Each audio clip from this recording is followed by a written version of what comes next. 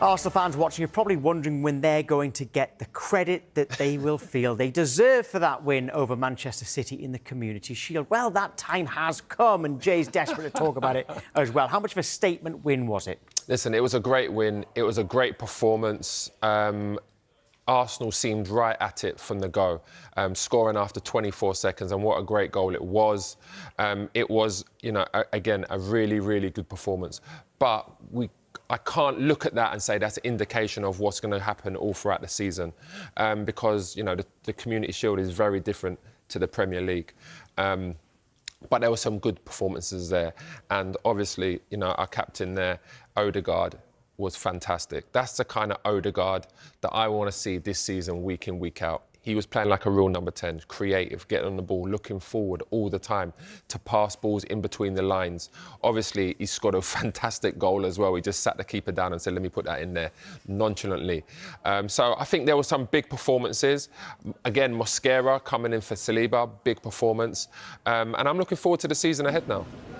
Yeah, it was brilliant. I think the performance was great, result obviously great, and first trophy of the season is what we wanted to do today. So I think overall just a great performance, and happy for the team to show our level against a strong opponent, and it's a good way to start the season. I'll just ask you about you as well. Obviously, you had a difficult season last season, the shoulder issue, the knee issue. Yeah. How do you feel now, and how important was that summer, the World Cup, and then the break after to be?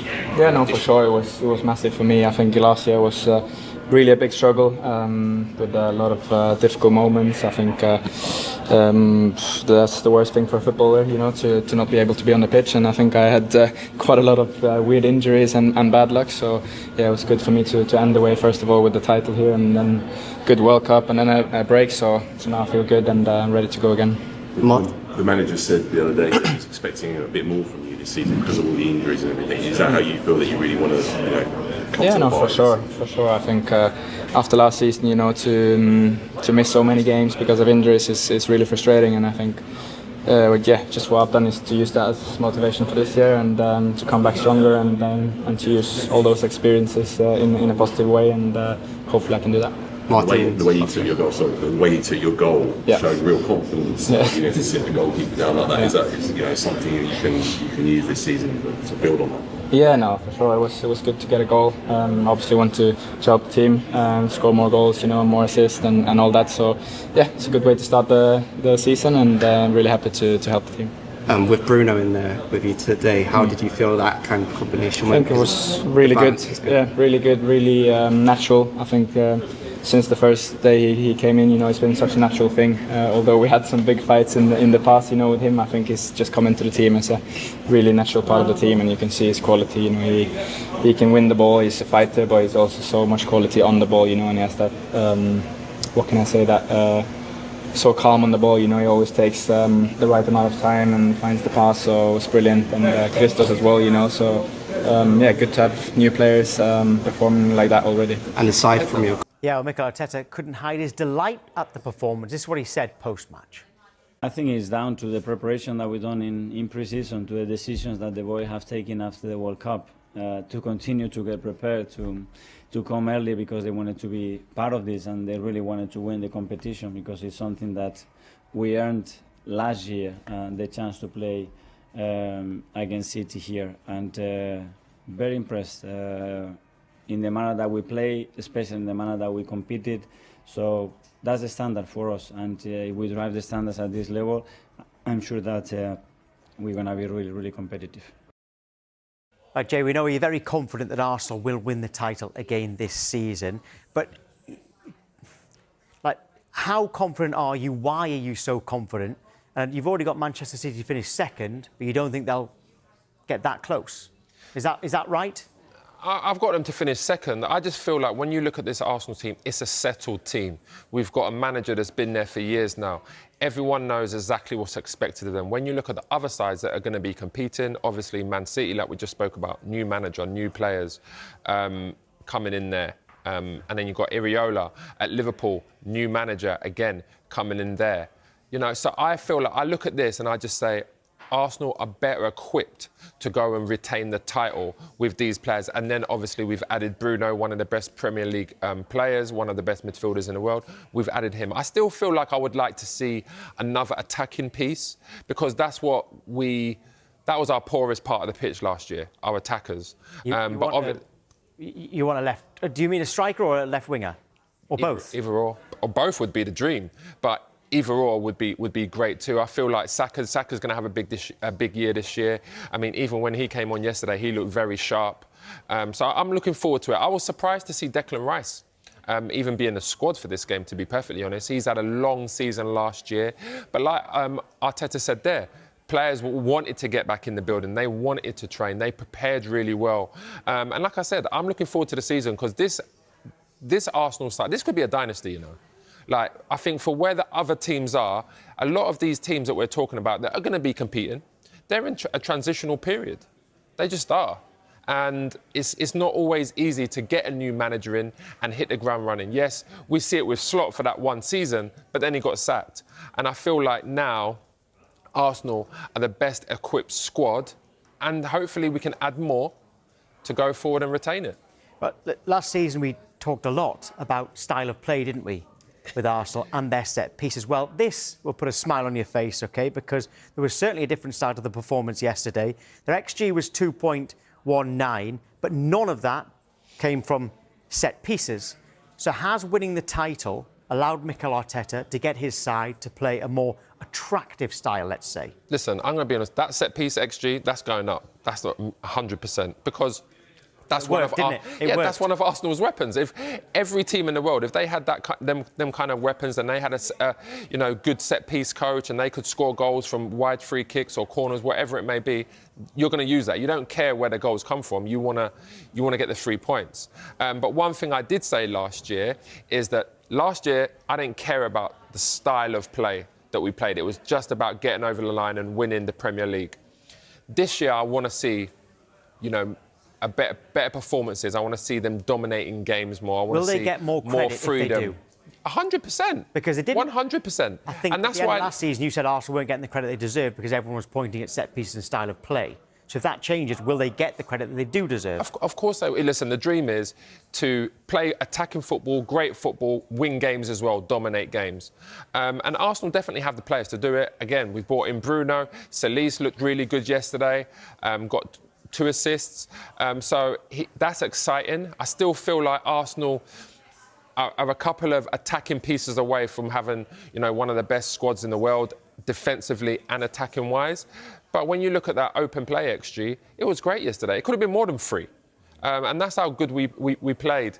Again, I'm going to Odegaard.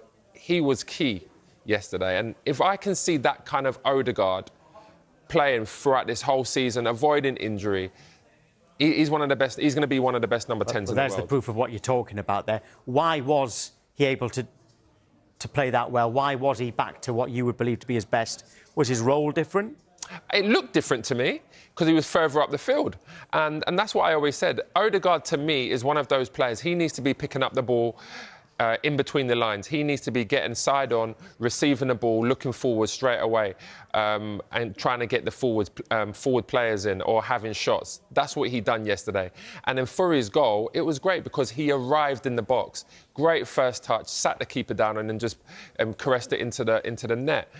When you look at his touches, 74 touches, which is 3rd, but when you look at take-ons, passes completed, shots, they're all up there. And that's where we need to see Odegaard. I don't want to see Odegaard coming deep to get the ball off the defenders just to get touches and then play nice things. But will he need to if you've got Rice and Bruno Guimaraes there? Will he need to come deep? Well, and that's the reason. So Bruno was in there yesterday. Bruno's getting on the turn. He's playing balls through to Odegaard, so he don't have to come looking for the ball. He can be disciplined as that attacking player, as that, number 10, if we do end up playing with a real number 10, as in 4-2-3-1, we play 4-3-3. But he was fantastic yesterday, and he gets massive praise from me. Yeah, what about Christos Solis? You mentioned him there with his 2 assists. It's more of an unheralded signing this summer for Arsenal, because we know they're after Vinicius Junior, which would have been blockbuster. Bruno Guimaraes was a blockbuster signing as well. Could this guy go under the radar? Because if Martinelli isn't in favour and Arsenal don't sign a left winger, then he might be first choice. I think he is first Would you be choice. comfortable with that? Well, he is first choice. I mean, look at that. You know, he's had a great pre-season. He had a great season last year, got goals and assists. And it did go under the radar because he did come from a lesser league. You know, so that's always, you always look at the level of competition. If he came from Spain and he was doing that, then, you know, he would be the marquee signing. But he hasn't. He's come from Bruges. He's come in there and he started his Arsenal career really well. In that game yesterday, I looked at that and I said that he made really intelligent passes. His decision-making was very good. Like that, the chances created, 3 chances there, two assists, which was fantastic. Touches in the opposition box. That's important because when you get in the opposition box and you're taking your touches, you can get shots off, you can make passes. He was great yesterday. The only thing I didn't really see yesterday from him is, you know, one-on-one situations, he didn't get past Kusanov enough, like as in to the line, but I'm sure we can do that because he's a very quick player. What about Miles Lewis-Skelly? He started and he got an assist. He set up the opener as well, didn't he? Listen, but let me just tell you right now. The move away. What would you do? Tell me from his point of view and from Arteta's point of view. Tom, let me just say from my point of view, from the club's point of view, from my point of view, I don't want to see Skelly go. I think he's an unbelievable player. That assist yesterday was like, people might look at that and say, oh, he just made... First of all, he's running one way and he's reversed it through a gap that's tight. Inch perfect, the weight on it was perfect, and it was a great finish. And not many players can do that. Certainly at Arsenal, we don't have them types of players. So I think Skelly brings something else to the team. I love seeing him play. He's strong on the ball. That's his natural position. And last year, I'm not even sure we win the league if he didn't come in and put them big performances in, you know, when we need him, because Zubimendi was shot, and Rice was as well. Why is he potentially available? Because of Zubimendi, because Arsenal have bought Zubimendi, they've got Bruno now. You know, Declan Rice is there. Obviously, Norgard has left. You got Odegaard in there, and then when you look at left back situation, you know, when everyone's fit, Calafiori's their number 1 choice. Then there's Nkapia that played there. Timber's even played there ahead of Skelly last year. So if you're talking to me about from a player's point of view, people will say he's young. You know, he can bide his time. He can grow into the team. But that's not the way players think. Players don't think I'm young, I'm 19 years old. Players think I'm better than the players that are playing. I want to play week in, week out.